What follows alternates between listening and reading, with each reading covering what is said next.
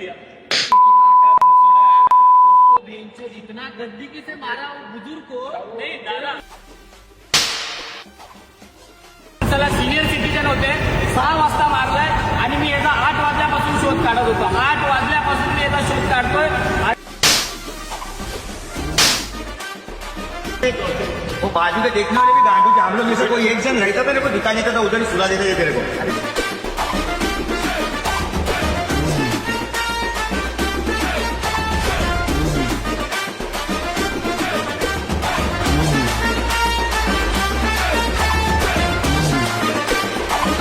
कठोर कारवाई झाली पाहिजे साहेब। ही जी या उत्तर भारतीय लोकांची साहेब हिंमत वाढलेली आहे आणि जर हे महाराष्ट्रात जर असंच चालत राहिलं ना साहेब, एक दिवशी मराठी माणसाला संपून टाकणार हे लोक।